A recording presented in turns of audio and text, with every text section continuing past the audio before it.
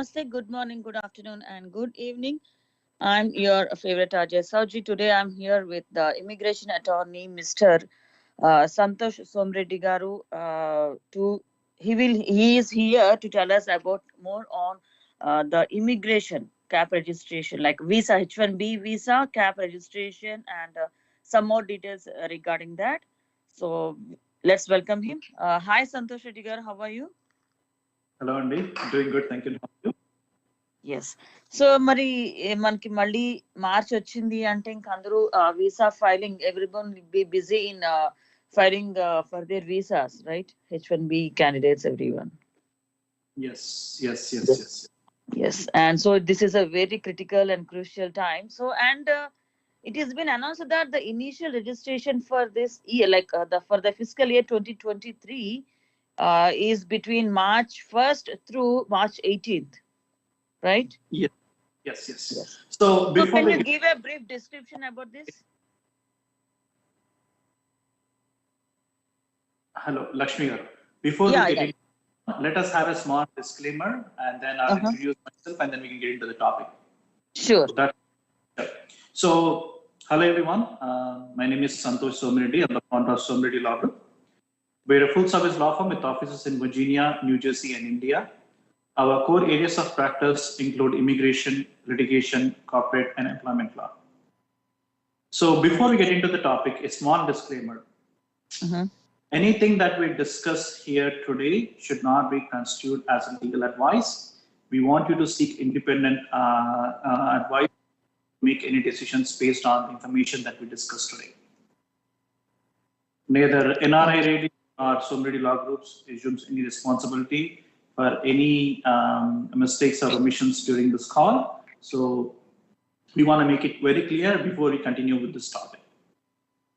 Thank you. Yeah, Chapandi, Lakshmi garu, like you wanted to discuss about the cap registration process, right? Right. Yes. So a few things, Andy. Number one, the cap registration has opened up on March 1st, 2022, and it actually closes March 18th at noon EST. Mm-hmm. Okay. It's very important that you try to file it much before that, because last year we had issues wherein we were trying to submit some of the registry in the last minute, and anything could go wrong. There could be a technical glitch, maybe the payment does not go through, whatever, right? So we want to submit the registrations in a timely manner so that we know for sure that the payment went through and everything is set. Right. Okay, so it is very important, like not to wait until the 18th. I would recommend. We have submitted almost most of the registrations by now, but like there'll be some last minute cases which we want you to submit as soon as possible. Right. Perfect. Yes. So tell me. Yeah. One thing, something is very different. Like one thing, there's difference between last year and this year. On February 23rd, USCIS has required all the employers to make an additional attestation requiring the companies to confirm that the registration reflects a legitimate job offer and that the employer is not working in conjunction with any other entity, unfairly increase the chances of beneficiaries' cap petition getting selected in lottery. Okay. Mm-hmm. Okay. So, do you have any questions regarding this, or if not, I can go it in more detail. We will go a little more detail. But one more thing here is, how do the beneficiary can apply for the registration, and what are all the important documents they need to submit? Okay. So it is the employer who submits the registration. Okay. Mm-hmm. So in order to submit the registration, all we need is just a copy of the passport. Okay. Okay. And then if you're filing the registration for somebody under the master's cap, then we need their master's degree certificate or a letter from their school confirming that they have met all the degree requirements. Okay. So, and then make sure that the degree is from an accredited US university, which qualifies as a non-profit entity or a state university. Okay. Also, you don't have to meet the actual graduation requirement as of the way we submit the registration. But as long as they can meet the requirements as of the day we file the petition with USCIS, that is, you have 90 days to submit the petition with USCIS, it gets picked up. So as long as they meet the graduation requirements before that date, they should be fine. Okay. Mm-hmm. So, like, is there any limitation that these many applications only will be accepted? Because we cannot say how many people will be submitting, right, for the visa. Yeah, and all the applications cannot be accepted in this like in the 18 days period, right? 18 or 19 days period. And so, is there any limitation, or how many applications can we expect? And if more applications are received, what is the next procedure, and how many days and months does it take to process that? Good. So, as Congress had mandated 65,000 H1Bs plus an additional 20,000 H1Bs for those who have a US Masters or a higher degree, right? Mm-hmm. And you have complete this 18-day window wherein you can submit the registrations for those 85,000 visas. Okay. It does not matter whether you submit the registration on day 1 or day 15, right?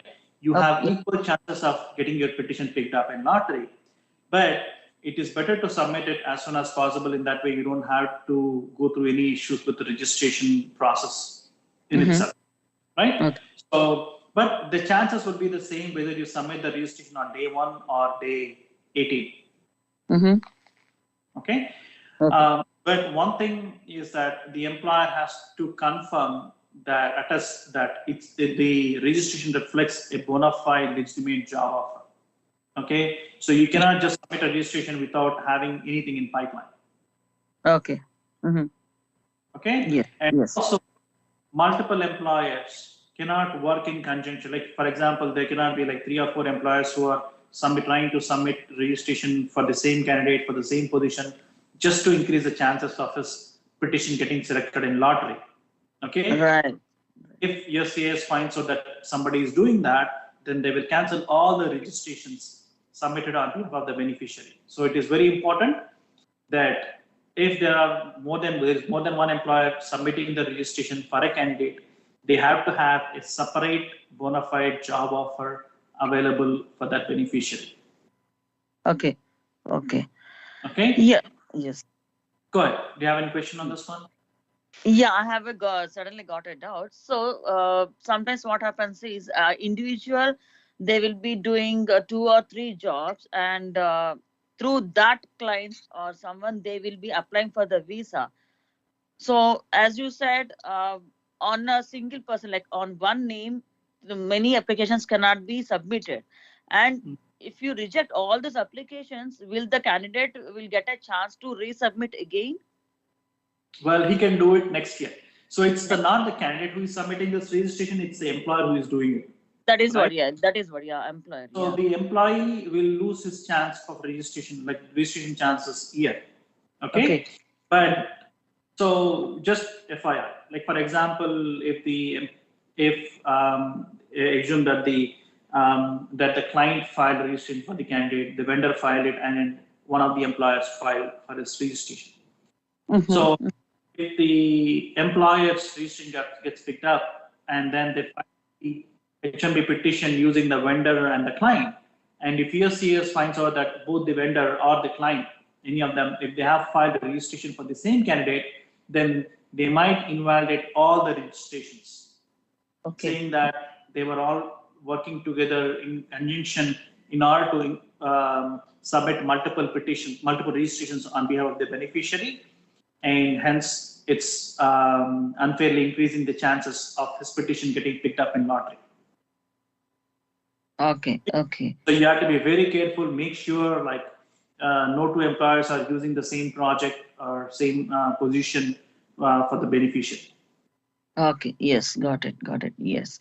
So in these 18 days, all the applications will be submitted, and when will be the applicant when they will be notified that their application is submitted? So around March 30th, March 29th or March 30th, USCIS will conduct a random lottery, and then we will start seeing the notifications from March 30th. Okay? By March 30th, March 31st, we'll know exactly how many petitions, like whose petitions got picked up in lottery. And after that, they will have 90 days to submit the H1B petition to USCIS. Okay. So, but please note that if you do not submit the petition within that 90-day period, you lose your chance. You cannot file it afterwards. Okay? And your name will not be reselected in the second lottery. So, unless you are able to file it within the 90-day period, you will lose your chance. Okay. Again, if you use a registration to submit H1B petition during that 90-day period, if it gets denied, you cannot resubmit another petition using the same lottery selection. Okay. So it's like one-time chance that you have for the application. This search. Right. And if in such cases, they'll get the chance only to apply in the next year, right? Yes. In that cases, like again, they have to go through the lottery process for next year. Okay. And if USCIS is not, for once they do the first random selection, and if they allow, like once they are done with the reviewing the petitions that are filed in the first lottery selection, right? There are more number of visas available as we did last year. They will do second lottery. Okay. Again, they will give 90-day time. And if they are still not able to fulfill the cap requirement, they might conduct a third lottery or fourth lottery. Okay, got it. So last year, USCIS conducted 3 lotteries. Okay. But even if the petition gets selected after October 1st, you still need to use October 1st as the start date to file the petition. Oh, okay. Got it. Yes. Okay. So, And what are the H1B specialty occupations? Good.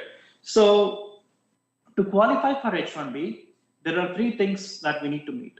Number 1 is that the position should qualify as a specialty occupation. When I say specialty occupation, the position should require a minimum of a US bachelor's degree or a foreign equivalent in a particular specialty, specific field. When it's a specific field, like computer science, information systems, information technology applications, these are all specific field. Okay. It cannot be like computer science and mechanical engineering. These are 2 different. So it's not specific. So that will not qualify for H1B. So if a position requires, like if it says that a position requires like education in mechanical engineering, civil engineering, or computer science, it will not qualify as specialty occupation because it's not requiring experience in a specific field. Okay. Second thing is that the beneficiary has to qualify for the position. For example, if the position requires US bachelor's in computer science, right? So then the beneficiary has to have that bachelor's degree in computer science. Or in case if the beneficiary does not have a bachelor's degree in computer science, we can use the beneficiary's education plus experience, right? So to show that he has an equivalency of a US bachelor's in computer science related field. I'll give one example. Assume that you're filing H1B for a software developer position, and the beneficiary actually has a degree in mechanical engineering, right?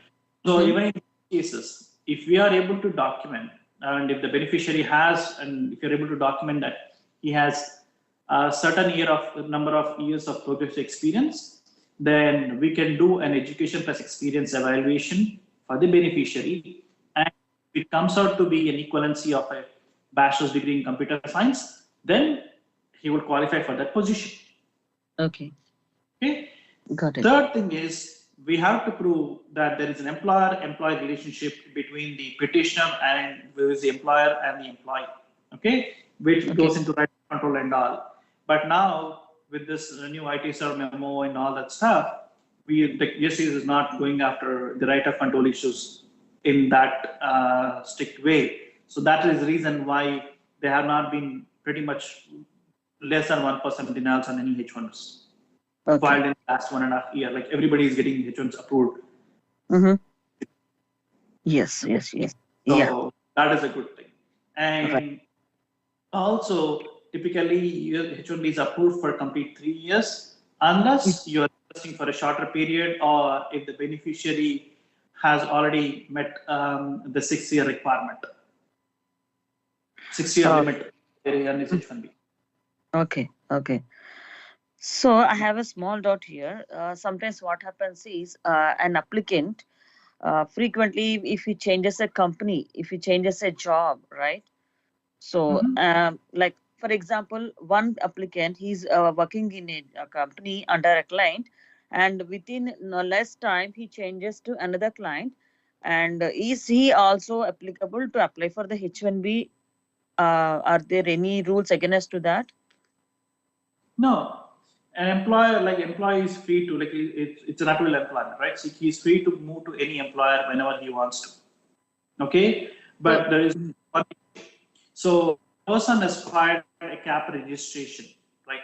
If an employer has filed a cap registration for a candidate, then if that employer withdraws his H1B during the same fiscal year, right? For example, assume that on March 9th, 2022, employer submitted a registration, it got picked up, and they filed the H1B petition in May 10th, it got approved, and then the petition starts from October 1st of 2022.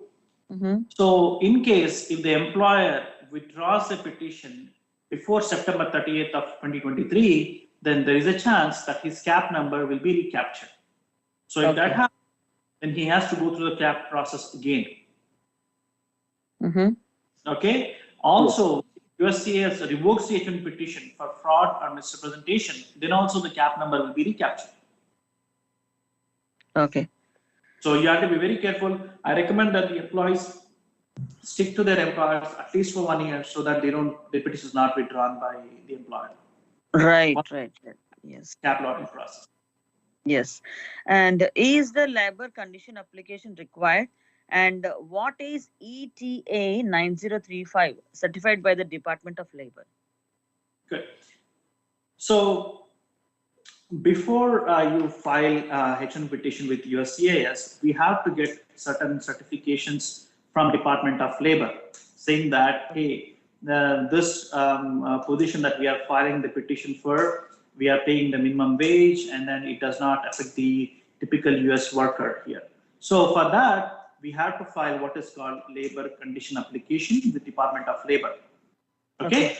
So once that is certified, then only you can file a petition with USCIS. And H1B period you can only request until the date the labor condition application is valid. Okay, got it.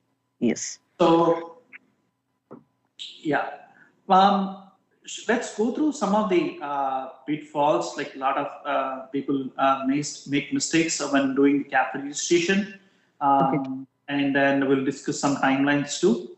Okay, sure. Okay. Yes.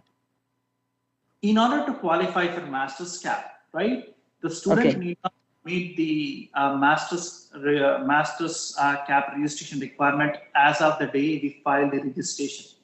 As long as the requirements that as of the day we file the petition, then they should be fine. Okay. So even if you're getting your master's degree in June maybe around June 1st, right? You're still okay with filing your registration under master's cap. Okay. And when filing under master's cap, make sure that this degree is from an accredited non-profit or a state university. Okay. Make sure your employer does not submit 2 registrations, even if you have 2 separate jobs available for the same employee. Okay. Yeah. And it is okay for different employers to submit registrations for the same beneficiary, as long as they can document that these registrations are for completely different positions. Okay. So once a petition gets selected in lottery, it's the employer's responsibility. I would recommend that the employer make sure that neither the vendor or the client that they're using to file the petition, right, has submitted the registration of the beneficiary. Okay. So even if a person's petition gets selected in lottery, you have only one chance of filing the cap petition. So if the first file using the registration gets denied for any reason, you cannot resubmit it. Okay. Got it. And the employers are required to have some sort of a documentation to show that whenever they're submitting a registration, they have a bona fide job offer available for the beneficiary. Okay. So there actually, do we have any questions? Yes, I have some more. Is there any appeal process for registrations determined to be invalid duplicates? Good. Unfortunately, there is no appeal process. So there are a few things that we need to keep in mind. An employer, if he submits 2 registrations for the same beneficiary, even if it's by mistake, it will be void. Both the registrations will be considered void. Okay. There is no appeal for this one. Okay. If there are multiple employers filing registrations for the same candidate, the burden of proof is on the employer to prove that it's for a separate legitimate position. Each registration is for a separate legitimate position. Okay. This is a challenge if the two entities are sister companies or they're affiliates. Okay, got it. Okay, so there are actually different options available for an employer to file H1B petition for a beneficiary, even if their case is not selected in lottery. Okay. Oh, okay. Once we're done with all these questions, we can probably go into that topic. Do we have any questions on the registration process? Yes. Some more are there. So, if there is any typo on the registration in comparison to the I-129, will USCIS reject the registration? No. So here, the burden of proof is on the employer, right? So assume that I'm submitting registration for someone by name Ram, right? So I enter passport details correctly, everything correctly, but instead of Ram, I spelled Ram, right? Okay. So then it is your responsibility. The burden of proof is on the employer to show that hey, it's the same person that we are filing the petition for. Okay. So that is the reason why USCIS is requesting for a copy of the passport, the birth details, the first name, last name, everything. Okay. Okay. But if you say that there was a typo in selecting master's cap, instead of bachelor's cap, then they will not accept. Okay, got it. Okay? So we need to look at whether it is material mistake or a non-material mistake, and if you can defend it or not. Okay. Okay, got so that is the reason you have to be very careful when submitting these registrations. We check it like multiple times before we submit the registration, because once you submit it, of course you can withdraw it before resubmit it before the deadline, but still it's not worth. Okay. Got it. Okay, so we highly recommend that you completely check everything before you submit it. Right. Got it.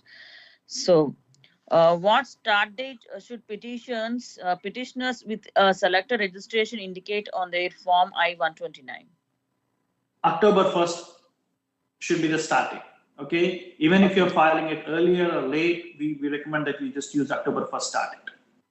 Okay, October 1st. Okay. Not last year, the year before, there are a few petitions that were rejected, stating that hey, you not use the October 1st date, even if the petitions were filed later on, right? Of course, went back and fixed it, but it's not worth.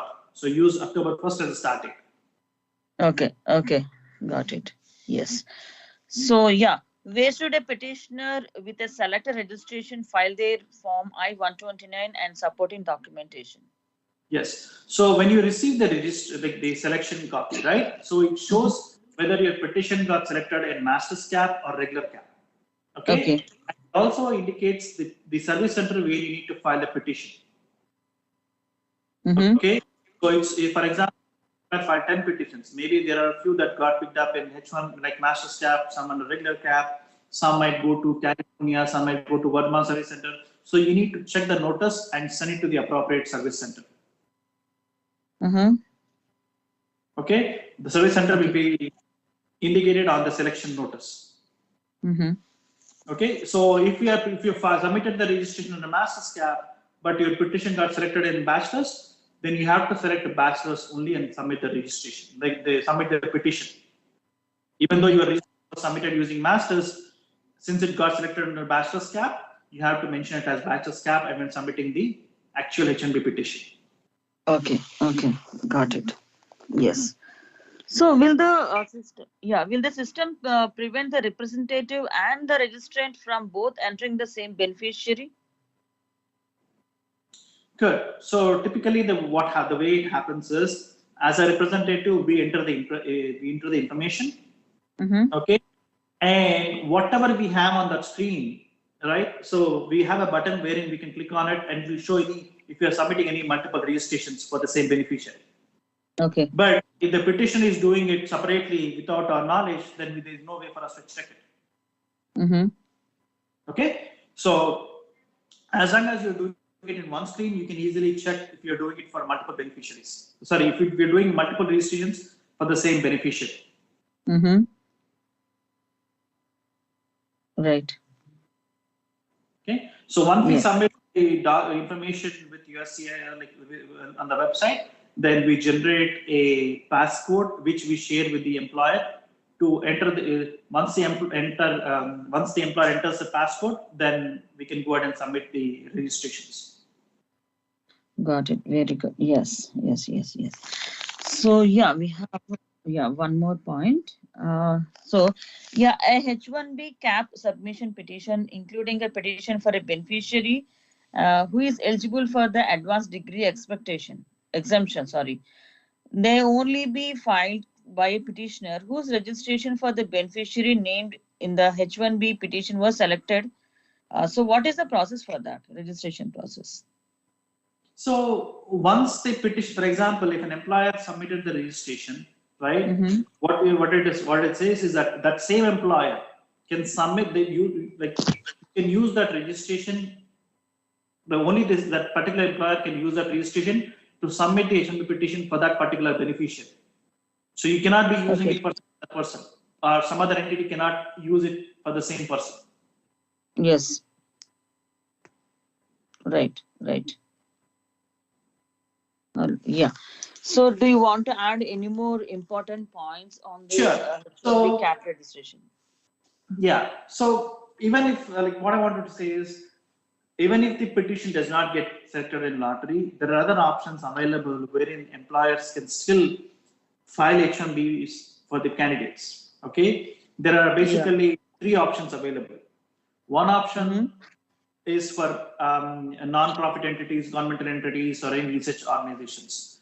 And most of the IT companies do not qualify for it, but there are certain organizations which do file cap exempt petitions. So you need to check on those.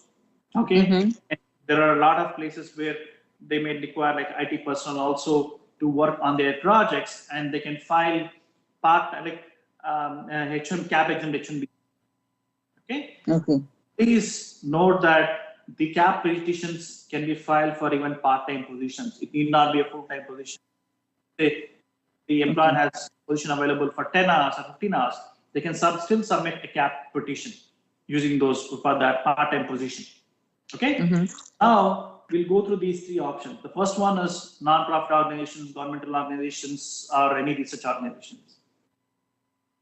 Okay. Second option is if a person is actually working based on a cap exempt petition, H1B petition, right? For example, if they are working part-time for a university or something, right? So in those cases, the cap subject employer, like the regular IT company, they can file a concurrent petition on behalf of the beneficiary so that he can continue working for both the employers. So basically, the employee will be working for two employers at the same time, but can continue working for this typical IT company, which is a for-profit organization, only as long as he is employed with the cap exempt employer. Okay. So once he starts working for that cap exempt employer, he loses his H1B status. He cannot continue working for this IT company also. Oh, got it. Yeah. Okay. Also, you cannot transfer your H1B from a cap exempt employer to a cap subject employer. So in order to transfer to a cap subject employer, you have to go through the lottery process again. Okay. And the typical requirements for H1B, right? Like the 6-year period, 6-year maximum period, and extensions using IWA perm pending for more than 65 days. Those apply for cap exempt H1B petitions also. Everything remains the same for cap exempt petitions, except that you don't have to go through the lottery process. Okay. Okay. So there is one other option available for an IT company to file a cap exempt petition. If the beneficiary is placed at a non-profit entity like a university or research organization, and if the beneficiary is working for more than 20 hours from that entity, and if the job duties are in furtherance of the mission of that entity, then also you can submit a cap exempt petition on behalf of the beneficiary. Okay. But this has to be documented properly. Especially the job duties, we have to show that they are in furtherance of the main mission of that non-profit organization. Okay. Okay. But so if there are any IT firms who are placing the individuals at these locations, then they definitely take advantage of the cap exempt option available for them. Okay. And again, there are two ways a petition can be cap exempt. Either the employer has to be cap exempt or the beneficiary has to be cap exempt. Oh, okay. Got it. So until now, we discussed how cap exempt. Right? So now let us see how a beneficiary can be cap exempt.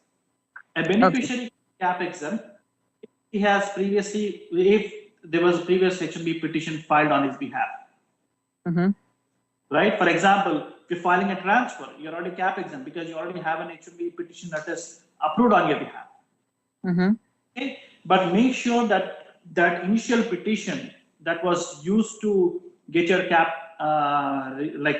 cap petition getting selected and approved is filed properly, and it's not withdrawn for any fraudulent or mispresentation. Okay. Good. Yes. So shall we go through any questions on this topic? Yeah, I have a doubt. See, sometimes what happens while submitting the applications for H1 visa, somewhere or the other, while posting, like while sending through USPS or something, sometimes the applications may be misplaced or something. And in such cases, does the applicant will get a chance to resubmit it again if the date is also completed? If completed, they cannot resubmit it. But if the date is not completed, right, then you can provide a memo. We usually write on the cover sheet saying that, hey, we have previously submitted a petition during this registration, but it looks like the petition got misplaced, and we request you to consider this as a duplicate petition and not a second submission for the same position. Okay? And we have to clearly note it on the cover sheet, and they will agree, accept it. Okay. Got it. Yes. Yeah. As of now, yes. If FedEx loses a petition, sometimes we cannot, like once we submit the petition, if you're not able to track the FedEx shipment, then what we do is we can send another petition to USCIS and clearly noting that, hey, we have previously submitted the petition. This is the FedEx number. We are not able to track the petition. Hence, we are resubmitting the petition. Okay. Got it. Yes. Because this happens sometimes, whether, as you said before, all the application should be submitted as early as possible, not till the deadline, not waiting till the deadline, right? Yes. So if we have waited till the deadline and near, like the deadline is like March 19th, for example, and we are submitting the applications on March 18th, like we are sending them through post. So sometimes it may take 1 or 2 days to reach there, right? For waiting last minute. So we request that you submit the petitions at the earliest possible so that we don't have all these hassles. Right. So like so many cases are happening in this way. So that is why I got the doubt. So if it happens, because everyone is busy somewhere or the other with their jobs or anything. So in this method, like in this process, they may miss the date, or they may forget to submit their applications before the deadline. So in such cases, they have to miss this year, and again next year they have to apply. Yeah. Yes. Got it. Yes, as of now, important questions are done from me. And do you want to add anything important regarding this cap registration and refiling? Yes, refiling also. The refiling, yeah. So when it comes to refiling, you need to make sure, like, you clearly document that this is a refiling, and that we make submitted the petition, and Mhm. that it was passed in the transit, whatever it is. Mhm. Okay. And just to be careful, last year we had a situation wherein for example, sometimes what happens is, even though we send the checks, right? USCIS, if they try to deduct the checks electronically, and if there's an issue with their system, right? Mhm. Then they may get an error from the bank saying that they're not able to locate the account or whatever, right? So Yeah. if it happens, you should still have the time to resubmit it. So it's better that you submit the petitions at least 1 month before the deadline. You have 90 days to submit the petitions. I recommend that you submit all the petitions before you hit the 60-day mark. Okay. In that way, Okay. when there is a missed issue, you can definitely resolve it Okay. in a timely manner. Right. Right. Right. Got it. Got And it. in the recent, like, if we are done with this topic, I just want to brush up on the non-compete, non-solicitation clauses, because these days we are receiving a lot of employees are reaching out to us saying that, hey, their employers are like filing lawsuits against them, and they're seeking some help from us. So I want to give few advice on that topic. If Sure. Sure. Sure. Yes. Yes. Yes. You can. Yeah. Please go ahead. Yeah. so non-compete, like, there are a lot of people who ask me, hey, are non-compete clauses enforceable? Okay, the answer is, yes, they are enforceable, but it depends upon the state where the employer is incorporated and conducts the business, Mm-hmm. right? Typically, for example, if they are doing business in Virginia, right, such Mm-hmm. clauses are enforceable as long as they are reasonable. While in states like California, Oklahoma, North Dakota, non-compete agreements are completely banned. You cannot enforce them there. Oh. Okay. Uh-huh. So if there's an employer, they say in California, and then he says choice of law is California, and if he has a non-compete agreement in that employment agreement, it is not enforceable. Okay. Same thing, Oklahoma, North Dakota. Mm-hmm. Okay. Again, even in the other states also, these non-compete agreements are enforceable only if the court finds out that this is not too restrictive. The non-compete agreement cannot be too restrictive. It should be reasonable to protect the legitimate business interest of the employer, right? Should be Right. reasonable for a reasonable period of non-compete, and the territory limits very specific. Okay, so a lot Yeah. of times is the employers, like, the agreements are too broad, and if it's too broad, the court will just reject it outright. Okay. Okay, Mm-hmm. so you had to be very careful when drafting these agreements, and because we have a lot of cases that we are dealing on with these non-compete, non-solicitation clauses. Mm-hmm. Okay, when it comes to non-solicitation clauses, the courts are a little more lenient because it is narrowly aimed at preventing an employee from soliciting from his Okay. former employers or clients, right? Unlike the Mm-hmm. non-compete agreement, the employer is allowed to immediately start working in the same industry and the same geographical area. Mm-hmm. Okay, so the courts have generally viewed non-solicitation agreements more favorable towards the employer than the employee when Okay. compared to non-compete. Okay. Okay, so make sure you do, like, this has to be dealt in a, like, you have to review everything thoroughly before you sign any agreements. Mm-hmm. Yes. Yes. Yes. Really. Yeah, and one more thing I forgot to add. So, what is the fees to submit this registration cap registration forms? The cap registration, the USCIS fees is $10 per registration. Okay, only $10. Only $10. Okay, got it, got it.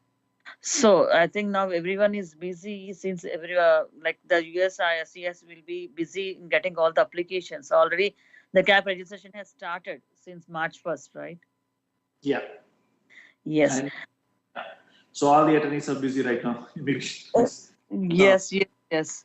So, and by 18th or 19th, they will close all the applications. Yeah, by 18 they'll close all the registrations. Yes, then starts the next process and the lottery, because by this month end, the lottery also will be done, right?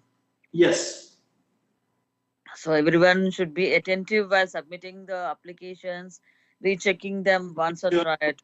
All the proper documents to the attorney Right. to submit the registration, and also we recommend the employer check that the beneficiary qualifies for the positions that they have, and that you are able to pay that minimum wage for the position, because Right. to submit a petition and then realize that hey, you cannot support his wages. Okay. Yes, and one more doubt. Do a While thorough due diligence before submitting the registration for the beneficiary. okay, so for the for the applicant who is applying for the H1 visa, is there any the salary should be, the paycheck should be minimum of this amount? Is there anything like that, the rule? No. So there are so you know that the salary for a position depends upon the actual job, the position requirements, and the work location, right? Right. So based on these three parameters, there will be different prevailing wages for different locations. Okay, and so as long as the employer is paying that prevailing wage that is indicated on the LCA, or like from the wages that they are able to get from the FLC data center website, they should be fine. Okay. But one thing is, if an employer is H1B dependent, okay, and if they are filing the H1B petition for a non-exempt petition, when I say non-exempt, if the petition, if the beneficiary is not getting paid more than 60K, or if he does not have, and if he does not have a US master's or higher degree, then employer has to do certain additional attestations stating directed recruitment to hire any US worker, and then they are not able to find a US worker for the position. But if you are filing H1B petition for an exempt position, then you don't have to do any of this stuff. Okay, got it. Yes, Santhosh. So everything, I think we have met all the points, important points needed. So do you want to add any more for this? I think that's pretty much it, unless you have any questions. Yeah, I'm too done, because whatever doubts I'm having, I have asked you everything, and we have covered all the important points that are needed for the CAP registration. And yeah, thank you so much for your precious time. Employees who are submitting the registrations, and yeah, please do not hesitate to reach out to us if you need any help. Right. So yes, please don't hesitate. If you have any doubts, you can reach Santhosh Reddy for all the details and your clarifying your doubts. Yes, thank you so much, Mr. Santhosh Reddy. It's very nice to talk to you each and every time, because like a teacher, you are explaining all the small and tiny doubts for each and every one, and like they are what do you say, everything you are keeping in front of us, declaring all the dots.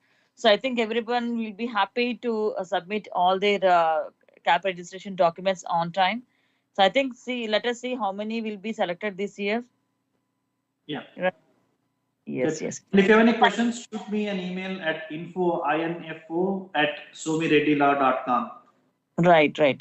Yes. So don't hesitate to send your doubts to somireddylaw.com. Right? Yeah. Yes. Thank you so much, Santhosh. Have a nice day, and thank you so much for the precious time you have spent with us to clarify all the doubts and explain all the details regarding this CAP registration. Meet you soon again. Right? Thank you. Thank you. Yes. Have a nice day. Yeah. Bye. Yes. So this is the H1B CAP registration interview with Santhosh Reddy. So let us meet him again on some other topic. Until then, have a nice day. Thank you so much. Signing off, Favorite Ajay Sochi from California.